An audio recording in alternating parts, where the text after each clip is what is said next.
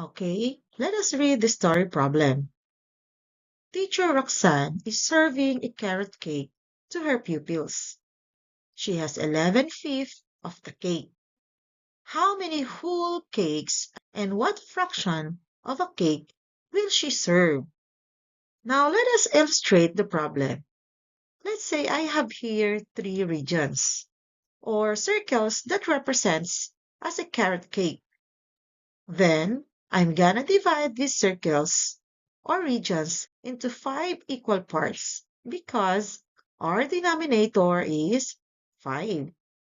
Remember that denominator represents the number of equal parts a region or a shape is being divided. Then, each equal parts of a whole represent 1/5 of a fractions. So, ibig sabihin, noong hinati natin ang isang buong bilog na ito, ang bawat parte nito ay 1/5. Ang 1 na nasa itaas, o yung tinatawag nating numerator, ay tumutukoy sa isang bahagi. At ang denominator naman, na 5, ay ang bilang kung ilang hati ang ginawa natin sa isang buo o sa isang bilog.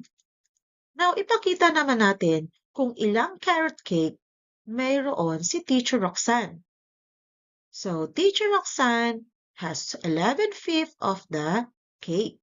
Kaya, kukulayan natin kung ilang lahat ang cake ni Teacher Roxanne. Ayan. Tandaan na kapag pinagsama natin or ini-add natin ang lahat ng numerator na 1 sa 1/5 na ito ay equals 11. Then, dahil ang denominator natin ay magkakatulad, ang gagawin lamang natin ay kokopyahin lamang natin ito as our denominator.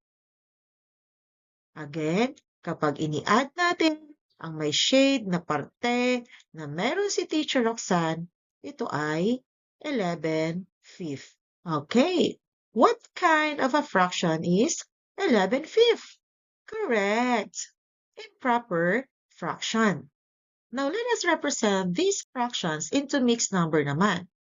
So, as you can see in the illustrations, how many whole regions do we have? Or ilan ba ang buo? Correct. 2. What part of a fraction were left on the last region? Or ilang parte ang natira sa isang region? Correct. 1/5. Remember that improper fraction, which is 11/5, is the same as mixed number, which is 2 and 1/5.